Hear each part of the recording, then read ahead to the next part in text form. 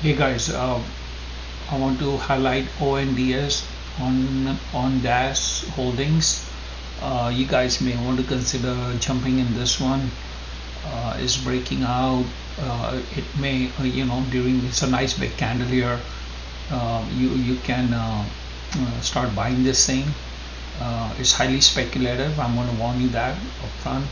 And one of the things that I want to show you is what this company does is there you go. They are a mission critical, Internet of Things networking, and they are expected to get a huge contract from one of these railroad companies. So it's a way of tracking, your freight trains and freight and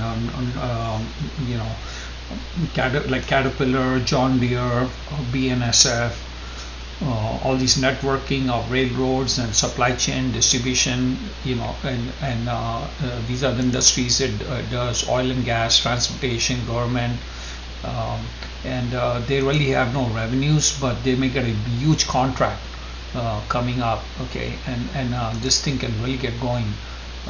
So I would recommend this. Real quick, the other ones is Skin. They had earnings.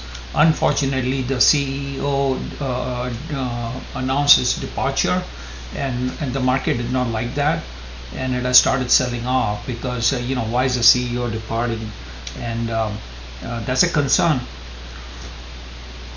And usually the market doesn't like uncertainty, like why is the CEO leaving, so this thing is selling off. And I think once it settles in and we know more about who the next CEO is, I would be buying this because the company actually had real good earnings. So this whole sell-off is due to the CEO, and that's something that was unforeseen. But I don't think this company is done. Okay. BKEP, the one I like for infrastructure, here you go. It's starting to come in. People are buying. Okay. The other one that you guys may want to consider for infrastructure buying is VHI. Okay, VHI Vali is really a company that does titanium dioxide, TiO2, and TiO2 is what makes paint white. And this is another one that you may want to consider. The other thing I must disclose is that where I work, quite a few people came down with COVID, and that got me thinking, COVID is not done. Even with all the vaccinations and all this stuff, we are still getting, surges in COVID, and it's turning to be like seasonal. And if you look at the COVID pattern, right? If you go to worldometer. And I mean, let's just look at this thing, carefully. If you look at COVID, these are the daily new cases, and you can see, yes, the peak to peak has come down. This peak may be lower because of all the vaccinations, but I think for the next 3-4 years, we are going to, this is going to turn out to be almost like the flu. And there's going to be ongoing testing that needs to be done. And one company that you guys should really consider buying is Flugent Genetics. Okay, Flugent Genetics had this great surge when COVID was in the peaks. And they do diagnostic testing and NGS testing, new genomic sequence testing. So here's Flugent Genetics, and let's go back and look at the weekly here. And Flugent went from like $7-8 all the way to $200, and then with the vaccinations coming in, it has dropped off and tailed off, and now it's trading around 83. The good thing about Flugent is that so let's go through the numbers here. Okay, it has a market cap of $2.5 billion, and is generating about $1 billion in free cash flow from COVID testing. So if you back out the $1 billion out of this 2.5, its market cap is about a $1.5 billion. its underlying NGS testing, they expect it to run up to $200 million in a couple of years. Okay, so if you take that $200 million in revenue and you give it a 10 multiple, you're talking about a $2 billion market cap. So if you take this $2.5 billion and you subtract the $1 billion in free cash flow, currently the company is valued at $1.5 billion. Okay, and just the NGS testing it is worth $2 billion in market cap. So the company, if had no more COVID testing, the company should be worth about $2 billion or another $500 million from this level. Okay, but when you look at this COVID cases, I have, it's pretty, to me it's obvious that COVID testing is going to be around for quite a while. Okay, there's no question about it. So when I look at the numbers, I think COVID testing is worth about another $150 million to this company on a yearly basis. And you do a present value and all that, and you give it a 10 multiple, that's another $1.5 billion. So if you do 2.5 minus 1 billion in free cash flow, that's 1.5 billion.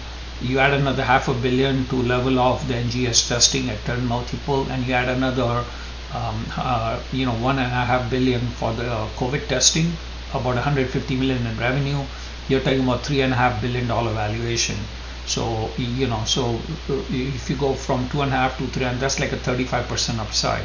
Okay, and I think this is one of the safe bets to make, because I think as we go into the fall season and the COVID cases start rising, I think this company will start developing well. And this is what the chart looks like. Let's look at a daily. Okay, it already had earnings, and you can see it's coming out the bottom, and I took a position here. I really like this company.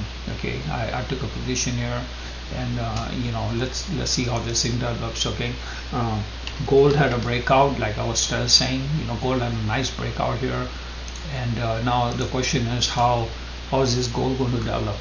So let's see where it goes. And there's no rush to buy gold stocks. You can slowly buy them, slowly get into them, slowly start buying.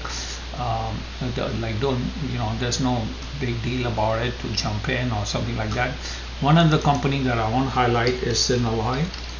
Okay, here's Synalloy chart. Okay, and what this company, let's talk about this one real quick. Okay, so this one here is why they do metal alloys and chemical treatment. They bought something called Darchem.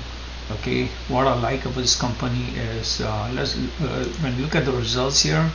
Okay, you can see their sales have grown steadily. This one has kind of leveled off, but year over year, you're getting this nice jump.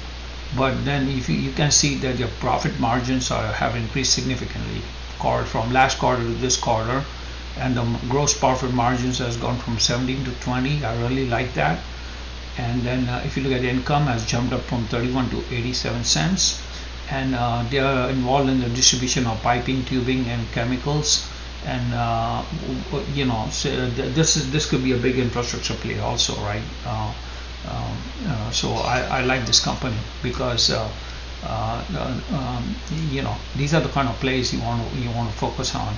So if you look at it, it's $124 million market cap, and Yahoo is a piece of crap. It doesn't give you a lot of information here. Okay, but bottom line is, they had 87 cents in earnings. And let's go back and another thing. Let's go look at Synalloy. If you look at it, hang on. Okay, let's do a chart here on Synalloy. Okay, so let's go to a max chart. So I want to show you where this company was. Okay, this company was way up here. Okay, back in 1995, right? And hang on this. Okay, that's much better. Okay, the company was way up here around $40. Okay, in 2007, and it has come down all the way, and now it's percolating up. They pay a dividend. I think this company is well positioned to benefit from the infrastructure bill, and I like their gross profits have gone up, so I think this is a good one to own. You know, there's a lot of other companies that are doing good, but these are some of the ones that I like. From the gold stocks, if you guys want to know a gold stock that you should buy, I recommend SSRM. Okay, here's a weekly. You can see this thing is coming up real well, and then you look at it on a daily basis. You know, this thing is flying. So you know, as the days gold pulls in, is when you buy gold stocks. You don't buy gold stocks on the days when gold is up. Okay, you buy gold stocks on days when gold is down. Okay, it's hard buying companies when they are down, but that's when you buy them. All right, guys.